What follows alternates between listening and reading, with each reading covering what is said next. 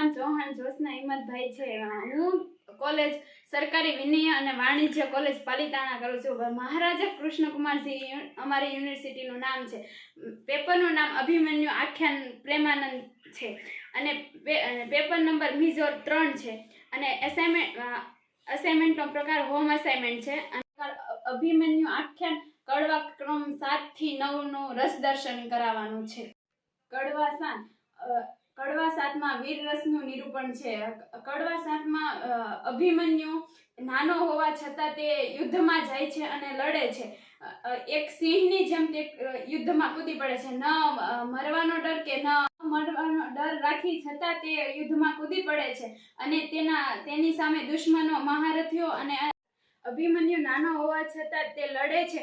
તે જોઈ શત્રુઓ ભયભીત અને ડર અનુભવે છે અને અભિમન્યુ નાનો હોવા છતાં તે ચક્રવ્યૂહમાં પ્રવેશે છે અને સિંહની જેમ દહાડી અને અંદર પડે છે। ન તો એને મરવાની બીક છે, ન તો દુશ્મનની સામે લડે છે અને બધા દુશ્મનો તેને જોઈ અને નાની વય ધરાવતો હોવાથી તે બધા દુશ્મનો તેને ચળ કપટ અને બળથી નહીં પણ કળથી મારવાના પ્રયત્ન કરે છે અને અભિમન્યુ તાકાતવર હતો એટલે દુશ્મનો તેને જોઈ ભયભીત થવા માંડ્યા। દુશ્મનની સામે લડે છે અને દુશ્મનો તેને ચળ કપટ અને અન્યાયથી મારવાનો પ્રયત્ન કરે છે।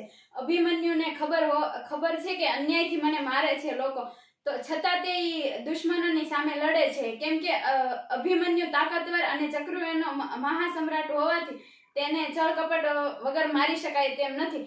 દુશ્મનો તેની સામે લડે છે અને દુશ્મનોની સામે લડતા અભિમન્યુ છેક સુધી લડે છે, પડી જાય છતાં ઊભો થઈને લડે છે અને આ કડવા સાતમાં વીર રસનું નિરૂપણ છે કેમ કે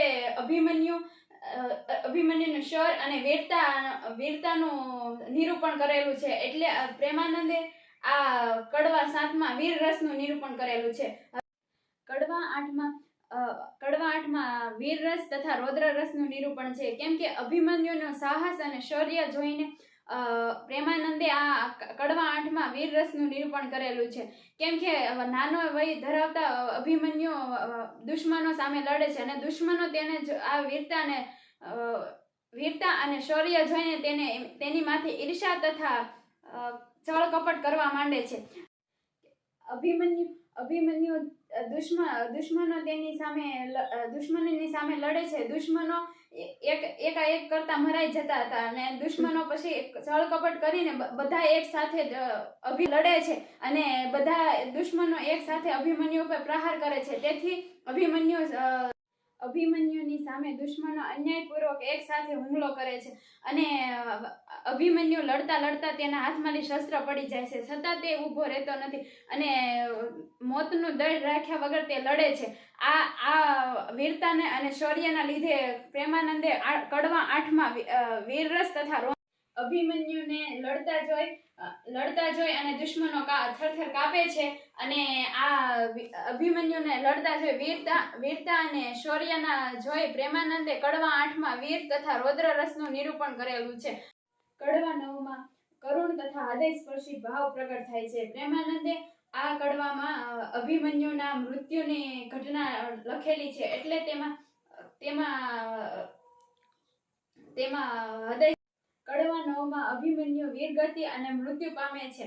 અભિમન્યુ એકલા યુદ્ધ કરતા તે ઘાયલ થાય છે અને તે પડી જાય છે, તો પણ તે લડે અને દુશ્મનો તેને કપટ તથા અન્યાયથી મારે છે અને અભિમન્યુ એકલા હાથે બધા દુશ્મનોને પોગી રહે છે પણ દુશ્મનો એક હારે તેને મારવાની કોશિશ કરે છે એટલે તેના હાથમાં શસ્ત્ર પડી જાય છે। શસ્ત્ર પડી જાય છતાં તે લડે છે અને શસ્ત્ર પડી જાય છતાં લડે છે અને તે હાવ ઘાયલ થઈ જાય છતાં તે લડે છે અને છેલ્લે બધા અન્યાયથી તેને મારે તે અભિમન્યુ ધર્મનિષ્ઠા માટે લડે છે અને અન્યાય સામે ન્યાય માટે લડે છે અને છેલ્લે જતા અભિમન્યુનું મૃત્યુ થાય છે અને એના માતા સુભદ્રા અને પિતા અર્જુન અને પાંડવો સામે આ કરુણ તથા શોકજનક દ્રશ્ય ખડું થાય છે અને તે અભિમન્યુના એક બાજુ અન્યાય માટે મરી ગયો અને ન્યાય માટે કડવા નવમાં જે અભિમન્યુનું મૃત્યુ થાય છે એ દયા, શોક અને દુઃખ અને કરુણા ઉત્પન્ન થાય છે અને એટલે આ કડવામાં કરુણ રસ પ્રગટ થાય છે. કારણ કે અભિમન્યુનું મૃત્યુ એ એક શોક અને દયાજનક બાબત છે. એટલે પ્રેમાનંદે આ કડવા નવમાં કરુણ તથા હૃદયસ્પર્શી રસની વાત કરી છે.